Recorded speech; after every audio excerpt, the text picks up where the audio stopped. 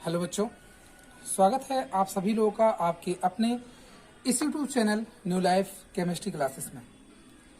जैसा कि आपको पिछली वीडियो में बताया गया था, सरफेस केमिस्ट्री के अंतर्गत एक एब्जॉर्प्शन, एडजॉर्प्शन, डिसॉर्प्शन, सॉर्प्शन, उसके टाइप्स बताए थे मैंने, physical absorption and chemical absorption. उनमें डिफरेंस मैंने आपसे कहा था करने के लिए, और काफ़ी बच्चों ने उसका आंसर किया भी, काफ़ी अच्छा लगा। तो आप लोगों को जो भी वर्क दिए जाएं उनको आप काफ़ी अच्छे ढंग से लिखा भी करें और उसको कंप्लीट भी करें। साथ साथ नोट्स को अपने प्रिपेयर करते रहिए, ठीक है। और इसमें जो भी कुछ अगर डाउट्स रह जाते हैं किसी के भी, तो वो जो भी व्हाट्सएप नंबर आपको प्रोवाइड किए गए हैं विद्यालय की तरफ से, उस पर आप सेंड कर सकते हैं और उसका सोल्यूशन जो भी होगा वो आपको मिल जाएगा। तो और दूसरी चीज़ ये है कि वीडियो को आप सभी लोग अंत में जो भी बताया जाता है, अंत में जो क्वेश्चंस दिए जाते हैं उनको आप किया कीजिए और वीडियो को अंत तक देखा कीजिए, तभी आपको सारी बातें इसमें स्पष्ट हो पाएंगी। और इस पे ये प्रयास किया जाता है कि काफ़ी इसको वेल डिफाइन किया जाए, बट अगर कुछ भी ऐसे संदेह हो, कुछ ऐसे समस्याएं अगर इसमें रह जाती हैं तो व्हाट्सएप के माध्यम से या जो भी कुछ और हो सकती हैं प्रक्रियाएं, उसके द्वारा इसको सॉल्व करने का प्रयास किया जा रहा है, ठीक है। तो आज हम बात करने वाले हैं, जैसे उस दिन हमने क्वेश्चन दिया था फिजिकल और केमिकल एब्जॉर्प्शन पे डिफरेंस ढूंढने के लिए, तो आपने किया था। आज बात करेंगे हम यहाँ पे अधिशोषण और अवशोषण में क्या डिफरेंस होता है, अधिशोषण और अवशोषण में क्या अंतर होते हैं, इनको हम सुनते हैं यहाँ पे। अधिशोषण जो होती है वो एक सतह प्रक्रिया होती है। अधिशोषण एक सतह प्रक्रिया होती है, ठीक। अवशोषण एक स्थूल प्रक्रिया होती है। सुना आप, अधिशोषण एक सतह प्रक्रिया होती है और अवशोषण एक स्थूल प्रक्रिया होती है, ठीक है ना। दूसरी चीज, अधिशोषण की सतह पर जो उसकी सांद्रता होती है, पदार्थ की सांद्रता जो होती है वो अधिक होती है। अधिशोषण की सतह पर पदार्थ की सांद्रता अधिक होती है, जबकि अवशोषण में उसकी सांद्रताएं सभी स्थानों पर एक समान होती है, ठीक है। दो समझ में आई। पहला क्या बताया मैंने कि अधिशोषण एक सतह प्रक्रिया है, अवशोषण एक स्थूल प्रक्रिया है। अधिशोषण में उसकी सतह पर पदार्थ की सांद्रता अधिक रहती है, अवशोषण में जो होता है उसकी सभी स्थानों पर एक समान रहती है, ठीक है। अधिशोषण जो होता है आपका, अधिशोषण के अंतर्गत अगर हम बात कर रहे हैं तो इसमें ये बताया जाता था कि प्रारंभ में उसका जो दर होता है, अर्थात जो उस पर अधिशोषित होने की दर होती है वो अधिक होती है, और कुछ समय बाद क्या होता है वो एक साम्य अवस्था में आ जाती है, ठीक है। मतलब क्या कहा जा रहा है कि प्रारंभ में उसकी दर अधिक होती है, अधिशोषित होने की दर अधिक होती है, और बाद में वो साम्य अवस्था में आ जाती है, जबकि अवशोषण जो आपका होता है उस पर दर एक समान रहती है। जिस प्रक्रिया से आपकी अवशोषण होती है प्रारंभ में, वही अंत में भी होता है, ठीक है ना। तो चीजें यहाँ पे आपको समझ में आनी चाहिए। क्या बताया पहले मैंने, अधिशोषण एक सतह प्रक्रिया है, जबकि अवशोषण एक स्थूल प्रक्रिया है। अधिशोषण के अंतर्गत क्या होता है कि उसकी सतह पर पदार्थ की सांद्रता अधिक होती है, अवशोषण में उसकी सांद्रता सभी जगहों पर एक समान होती है। अधिशोषण में जो पदार्थ को अधिशोषित होते हैं, अधिशोषण में जो अधिशोषित की जो प्रकृति रहती है वो प्रारंभ में अधिक होती है, सांद्रता उसकी अधिक होती है, और धीरे धीरे उसके बाद एक समान दर से अर्थात साम्य अवस्था स्थापित हो जाती है, जबकि अवशोषण में साम्य अवस्था स्थापित नहीं होती है, ठीक है। अब ये तो था अधिशोषण और अवशोषण में अंतर, जो आपने डिफिनेशन पढ़ा हुआ था उसमें भी आप इस चीज को डिफाइन कर सकते थे। तो आज हम बात करने वाले हैं इसमें, हाँ, दूसरी चीज मैं फिजिकल और केमिकल एब्जॉर्प्शन पे थोड़ा सा डिस्कस कर लूं, क्योंकि आप लोगों ने लिखा तो था ही, जो बच्चे नहीं लिख पाए थे या नहीं लिखे थे वो भी सुन लें इसमें कि भौतिक और रासायनिक अधिशोषण में है क्या। भौतिक अधिशोषण में आपको बताया गया था कि उसमें जो अवयवी कण रहते हैं, जो भी अधिशोषित पदार्थ के कण रहते हैं, वो एक दुर्बल वान डर वाल बल द्वारा जुड़े रहते हैं, और जबकि जो आपका रासायनिक अधिशोषण होता है उसमें अधिशोष के जो कण रहते हैं वो उस पर एक प्रबल सहसंयोजक बंध द्वारा या प्रबल बंधों द्वारा जुड़े रहते हैं, ठीक है। दूसरा ये बताया गया था आपको कि भौतिक अधिशोषण की जो अधिशोषण एंथैल्पी होती है भौतिक अधिशोषण की अधिशोषण एंथैल्पी जो होती है वो उच्च होती है।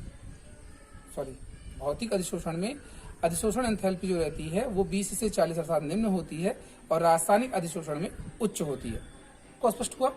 इसमें क्या कि भौतिक अधिशोषण आपको बताया गया कि उसमें दुर्बल वान डेर वाल बल होते हैं और रासायनिक अधिशोषण में प्रबल सहसंयोजक बंध होता है।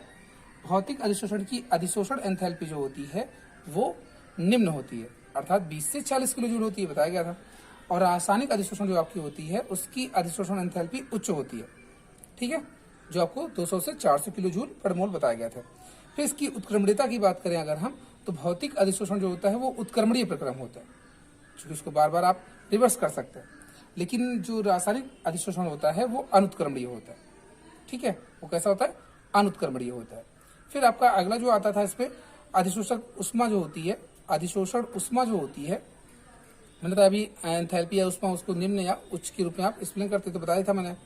फिर इसके बाद आपको जानना है कि अधिशोषण जो होता है वो एक परतीय या बहुपरतीय हो सकती है, एक परतीय या बहुपरतीय हो सकती है। लेकिन जो आपका रासायनिक अधिशोषण होता है, रासायनिक अधिशोषण होता है वो हमेशा बहुपरतीय होता है, ठीक। भौतिक अधिशोषण एकल परतीय होती है जबकि रासायनिक अधिशोषण जो होती है वो बहुपरतीय होती है, ठीक है। और इसके बाद आप इसमें बता सकते हैं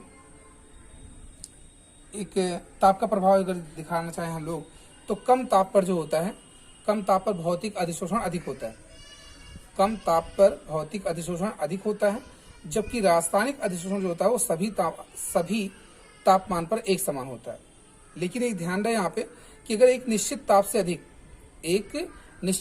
अधिक अगर इस पे रखा जाता है टेम्परेचर, तो वो क्या होता है, वहां पे अधिशोषण घटने लगता है, ठीक है। तो डिफरेंस कुछ समझ में आ गया होगा आपको। तो आज की जो मुख्य टॉपिक है यहाँ पर वो आपको ये जाननी है, हाँ, तो आपको जो जानना है इसमें आगे बताया जा रहा है ठोस पृष्ठों पर गैसों का अधिशोषण, मोस्ट इंपॉर्टेंट है ये। ठोस पृष्ठों पर गैसों का अधिशोषण, ठोस पृष्ठों पर गैसों का अधिशोषण, चाहे इस रूप में पूछा जाएगा या क्वेश्चन आपका ऐसा आ सकता है कि अधिशोषण की मात्रा को प्रभावित करने वाले जो कारक होते हैं उनका उल्लेख कीजिए, ठीक है। अगर ऐसे क्वेश्चंस आते हैं तो आपको जहां जानना है, ये बताया मैंने क्या, adsorption of gases on solid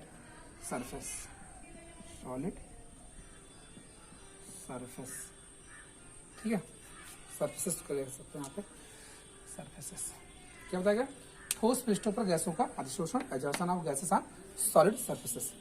तो देखिए इसमें क्या है, आपको बताना था कि ठोस पृष्ठों पर गैसों का अधिशोषण, तो इसमें यह जानना है कि सभी गैसें ठोस पृष्ठों पर अधिशोषित होती हैं, सभी गैसें ठोस पृष्ठों पर अधिशोषित होती हैं और अधिशोषण की मात्रा जो होती है वो निम्न कारकों पर, जो भी आपके कारक होते हैं उस पर ही निर्भर करती है। तो ये देखते हैं कौन कौन से कारक हैं, उसको ध्यान से सुनिएगा। फर्स्ट आपका है अधिशोष्य की प्रकृति, अधिशोष्य की प्रकृति, nature of adsorbent, adsorbate, adsorbent तो होता अधिशोषक, नेचर ऑफ एडजॉर्बेट, ठीक है, अधिशोषक की प्रकृति। तो इसमें क्या करना होता है, ध्यान से सुनना इसको। जो गैसें आसानी से द्रवीकृत हो जाती हैं, जो गैसें आसानी से द्रवीकृत हो जाती हैं उसका अधिशोषण जो होता है अधिक होता है, ठीक है। क्या बताएगा, जो गैसें आसानी से द्रवीकृत हो जाती हैं उसका अधिशोषण अधिक होता है। जितनी आसानी से जो गैसें द्रवित हो जाएंगी उसका अधिशोषण उतना ही अधिक होगा। जैसे आप यहाँ एग्जाम्पल एक ले सकते हैं, इसमें दिखा दीजिए, HCl ले लीजिए, NH3, CO2, SO2, ठीक है, ETC। इनका जो होता है का अधिशोषण जो होगा, अधिशोषण, ये चीजें आपको याद करनी पड़ेंगी क्योंकि इसका कोई एक्सपेरिमेंट यहाँ पे तो है नहीं। इसका जो अधिशोषण है वो N2O2 H2 से अधिक होता है, से अधिक होता है। इसको नोट कर लीजिएगा आप, ठीक है, अधिक होता है। तो फर्स्ट पॉइंट समझ में आया सबको क्या? अधिशोष की, जैसे एग्जाम में आता है ठोस पृष्ठों पर गैसों का अधिशोषण कौन कौन से कारक होते हैं या कौन से कारक पर निर्भर करता है, तो आपको बस ये पॉइंट्स नोट करना है, ठीक। बाकी मैंने आपसे कहा ये कि जो गैसें जितनी जल्दी से द्रवित हो जाएंगी, जितनी आसानी से द्रवित हो जाती हैं, उनका वो गैसें, उन गैसों का अधिशोषण उतना ही अधिक होता है, ठीक है। सेकंड जो आपका होता है वो है अधिशोषक की प्रकृति। अधिशोषक की प्रकृति, ठीक, नेचर ऑफ एडजॉर्वेंट, एडजॉर्वेंट, एडजॉर्वेट था ना, नेचर ऑफ एब्जॉर्वेंट, ठीक, दिखाई दे रहा है ना सबको? चलो इसको मैं साफ कर देता हूँ, यहाँ पे नोट करते रहिएगा आप। देखिए इसमें बताया गया अधिशोषक की प्रकृति, ठीक। तो इसमें देखिए क्या करना है, अधिशोषक प्रकृति में कहा यह जाता है कि अधिकांश जिसकी भी जो डी ब्लॉक से रिलेटेड होते हैं, वो धातुएं एक अच्छी अधिशोषक की तरह काम करती हैं। वो एक अच्छी धातु की तरह बिहेव करती हैं, एक अच्छे अधिशोषक की तरह बिहेव करती हैं डी ब्लॉक में। तो इसमें आपको बताना क्या है, कह सकते हैं कि वह पृष्ठ जिस पर अवशिष्ट संयोजकताएं अधिक होती हैं, वह पृष्ठ जिस पर अवशिष्ट संयोजकताएं, विशेष संयोजकताएं अधिक होती हैं, तो उसकी अधिशोषण क्षमता अधिक होती है। उसकी अधिशोषण क्षमता क्या होती है? अधिक होती है। क्या कहा गया कि वह पृष्ठ जिस पर अवशिष्ट संयोजकताएं अधिक, मतलब काफी अधिक संख्या में खाली स्थान मिल जाते हैं, खाली वैकेंट ऑर्बिटल्स मिल जाते हैं, उस पर आप कह सकते हैं कि उसकी अधिशोषण क्षमता जो होती है वो अधिक होती है, ठीक है। चलिए नेक्स्ट है आपका जो थर्ड पॉइंट होगा, अधिशोषक का पृष्ठ, अर्थात यहाँ पे थर्ड पॉइंट आप देख सकते हैं, अधिशोषक का पृष्ठीय क्षेत्रफल, ठीक है, surface area of absorbent, area of absorbent, absorbent, ठीक है, दिखाई दे रहा है ना? हाँ, देख लीजिए। अब देखिए अधिशोषक का पृष्ठीय क्षेत्रफल, मतलब इसका क्या है कि जितना ज्यादा उसका पृष्ठीय क्षेत्रफल अधिक होगा, उसकी अधिशोषण क्षमता उतनी ही अधिक होगी। मतलब किसी भी सतह का क्षेत्रफल जितना ज्यादा होगा, उसका अधिशोषण क्षमता उतनी ही अधिक होगी, ठीक है। समझ में आइए तीसरी पॉइंट। चौथी जो आपकी है वो है ताप, टेम्परेचर, टेम्परेचर, ठीक है। देखिए क्या चौथा पॉइंट क्या बोलता है यहाँ पे, टेम्परेचर। तो देखिए इसमें क्या करना है आपको, कहा यह जाता है कि अधिशोषण की जो मात्रा होती है, ठीक है, अधिशोषण की जो मात्रा होती है, भौतिक अधिशोषण में अगर हम बात करते हैं तो ताप बढ़ने पर घटता है, ताप बढ़ने पर घटता है, ठीक। और अगर रासायनिक अधिशोषण की बात करें तो पहले क्या होगा, पहले वह एक निश्चित ताप तक बढ़ता है, उसके बाद अगर हम ताप और बढ़ा देते हैं तो वहां पे विशोषण घटना होने लगती है। कौन सी? विशोषण घटना होने लगती है। इसलिए आप ध्यान रखेंगे यहाँ पे क्या कि अगर भौतिक अधिशोषण की मात्रा की हम बात करते हैं तो ताप बढ़ाने पर घटती है, ताप बढ़ाने पर घटती है, लेकिन रासायनिक अधिशोषण में पहले क्या होता है, क्या निश्चित ताप तक बढ़ता है, जैसे उससे उच्च ताप करते हैं तो वहां पर अधिशोषण की मात्रा घटती है, अर्थात विशोषण बढ़ जाता है, ठीक है। ध्यान रखना है इसमें। एक ग्राफ के माध्यम से आप इसको समझ सकते हैं, फिजिकल और केमिकल एग्जाम को ध्यान से देखिएगा। ग्राफ में छोटा सा बनाया है, ये x/m अधिशोषण की मात्रा जो होती है वो शो करता है, और यहाँ पे टेम्परेचर के बीच ही ग्राफ है, ठीक है। x/m जो है अधिशोषण की मात्रा यहाँ पे शो करती है, यानी कि जो m है वो अधिशोषक की मात्रा को बताता है और जो x है वो अधिशोषी की मात्रा को बताता है। इसको आप फ्रेंडलिक इक्वेशन में काफी अच्छे ढंग से समझ सकते हैं, ठीक है, वहां चीजें आपको बताई जाएंगी। तो एक्स बाई एम अधिशोष और अधिशोषक की मात्रा का अनुपात होता है ये, ठीक है। दिखाई दे रहा है सबको? हाँ, देखिए एक्स बाई एम और टी के बीच में आप दिखाते हैं ग्राफ अगर, तो ये आपका देखिए ऐसे इस तरह से ग्राफ आप इसका, थोड़ा सा और ये स्लोप रहेगा,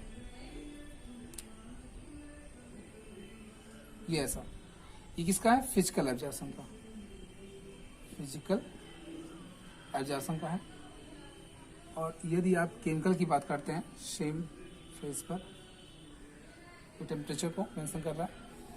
अब देखिए इसके बीच का जो ग्राफ होता है, मैंने जो आपसे बताया कि एक निश्चित तापमान पर ये बढ़ता है, फिर उसके बाद यहाँ पे शासन होता है ये, ठीक है। तो ध्यान रखिएगा, ये केमिकल का है और ये फिजिकल का ग्राफ है। कितने पॉइंट्स बताया आपको? 4।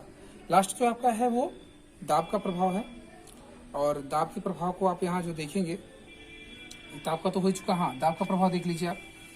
इस पे क्या दिखा सकते हैं? दाब के प्रभाव में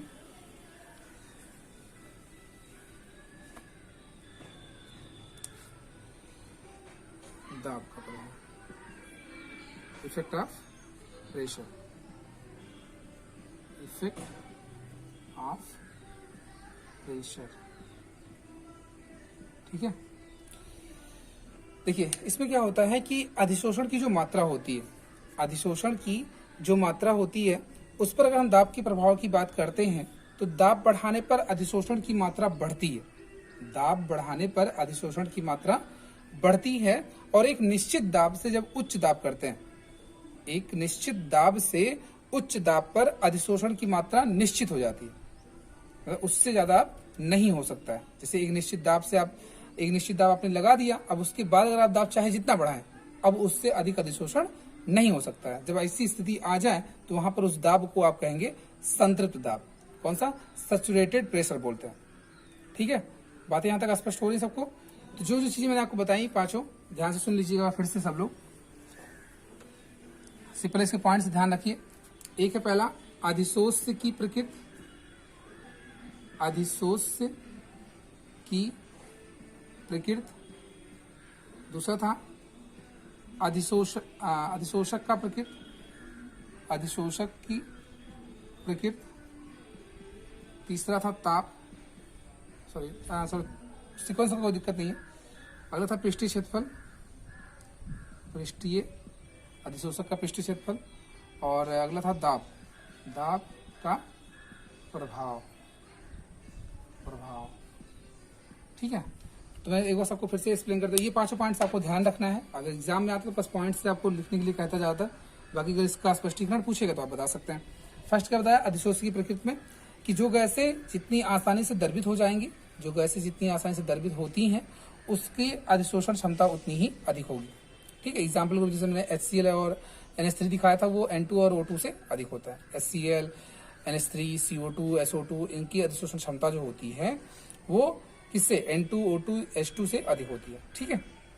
दूसरा अधिशोषक की प्रकृति जो मैंने बताई थी आपको, अधिशोषक की प्रकृति हमने आपसे कहा था कि जिस पर एक ऐसा पृष्ठ जिस पर अवशिष्ट संयोजकताएं अधिक होती हैं, जिस पर अवशिष्ट संयोजकताएं अधिक होती हैं, वही कहलाती, वही आपकी अधिशोषक की प्रकृति के अंतर्गत रखी जाती है। अर्थात उसका उतना ही अधिशोषण क्षमता उतनी ही अधिक होगी, ठीक। क्या बताया? कि वह पृष्ठ जिस पर अवशिष्ट संयोजकताएं अधिक होती हैं, उसकी अधिशोषण क्षमताएं अधिक होती हैं। मैंने आपसे बताया यहाँ पे जो बात की गई अवशिष्ट संयोजकता की, उसका मतलब ये होता है कि जितनी अधिक संख्या में वहाँ पे डी उपकोष उपस्थित होंगे, खाली डी उपकोष जो आपके रहते हैं वो जितनी अधिक संख्या में रहेंगे, उसी के आधार पर आप उसकी अधिशोषण क्षमता का गणना करते हैं। अगला है आपका ताप। ताप में बताया आपको कि जैसे ताप, अगर आप भौतिक अधिशोषण की बात करते हैं, तो भौतिक अधिशोषण की मात्रा अगर ताप बढ़ाने पर क्या होगी? घटती है। ताप बढ़ाने पर क्या होती है? घटती है। और जबकि रासायनिक अधिशोषण जो आपका होता है, रासायनिक अधिशोषण जो आपका होता है, वो पहले क्या होता है? एक निश्चित ताप तक बढ़ता है, पहले एक निश्चित ताप तक बढ़ता है, और उच्च ताप पर ये क्या धीरे धीरे घटने लगता है, अधिशोषण की मात्रा घटने लगती है, और वहां विशोषण क्रिया होने लगती है, वहां विशोषण क्रिया होने लगती है। फिर आपका है पृष्ठीय क्षेत्रफल। पृष्ठीय क्षेत्रफल में बताया कि सतह का क्षेत्रफल जितना अधिक होगा, सतह का क्षेत्रफल जितना अधिक होगा, उसका अधिशोषण क्षमता उतनी ही अधिक होगी। फिर लास्ट आपका था दाब का प्रभाव। हमने आपसे कहा कि अधिशोषण की मात्रा पर दाब का अधिशोषण की जो मात्रा होती है वो दाब बढ़ाने पर बढ़ती है, और एक निश्चित दाब से उच्च दाब पर अधिशोषण की मात्रा निश्चित हो जाती है। मतलब जैसे आप एक निश्चित दाब रख देते हैं, उसके बाद आप दाब चाहे जितना अधिक करें, उस पर दाब का कोई प्रभाव नहीं पड़ेगा, अर्थात अधिशोषण की मात्रा जितनी रहेगी उतनी ही फिक्स हो जाएगी, और जिस दाब पर यह घटना होती है उसे आप कहते हैं संतृप्त दाब। ठीक, तो आज के लिए बस इतना रखते हैं। फ्रेंडलिक अधिशोषण संताप जो है आपका, इसका जो एक स्पष्टीकरण है वो मैं कल आपको बताऊंगा अगले वीडियो में, और शायद इस पे कुछ चीजें, कुछ पॉइंट्स आपकी कट भी हो गई हैं। शायद लैंगमुर जो आपका अधिशोषण था वो हटा दिया गया है, तो उसके हम डिस्कशन करेंगे नहीं। ठीक, तो वीडियो को आप सभी लोग अधिक से अधिक शेयर किया कीजिए, साथ साथ वीडियो को लाइक भी किया कीजिए। ठीक है, मिलते हैं अगले वीडियो में।